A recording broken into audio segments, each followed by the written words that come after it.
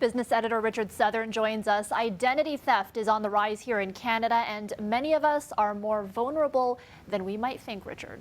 I know. There's always someone out there looking to scam you, unfortunately, Erica. And it's so easy now because we got so much of our information out in the digital realm, maybe too much. That's the problem. We're putting too much information out there, experts say. But would you believe a new survey from Interact found that more than half of Canadians feel they are subject to a fraud attempt at least once a week.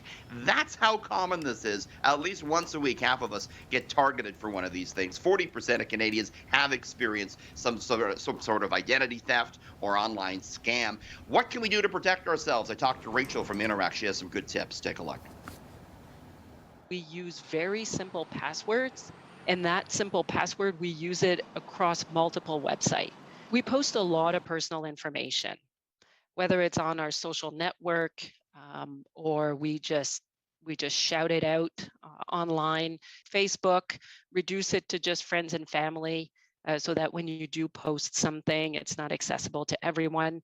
And if you're going to browse, don't use free Wi-Fi. Wait till you get home and use a very secure server.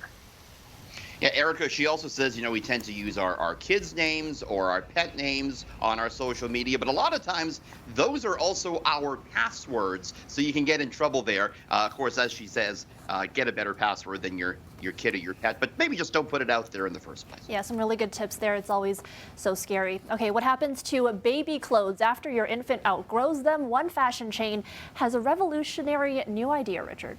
Get this, Erica, H&M, they're coming out with compostable baby clothes. So you've got like a compost box in your backyard. You just throw the baby jumper in there when you're done with it, and it's going to compost. How neat is that? The line of newborn clothing comes out in May, made of organic cotton. There is deliberately, though, no buttons, no metal trim. All the colored pigments are biodegradable. That's to ensure each piece can compost. It's a big issue, clothing. There are 17 million tons of textile waste every year, a lot of which is clothing. So maybe about time we see something like that, right, Erica? I think so, yeah, and they outgrow those clothes so quickly. You only use them for a little bit of time and then they're gone, Yeah. right? Okay, Yeah. Finally, Google is rolling out some new features to help us find what we're looking for.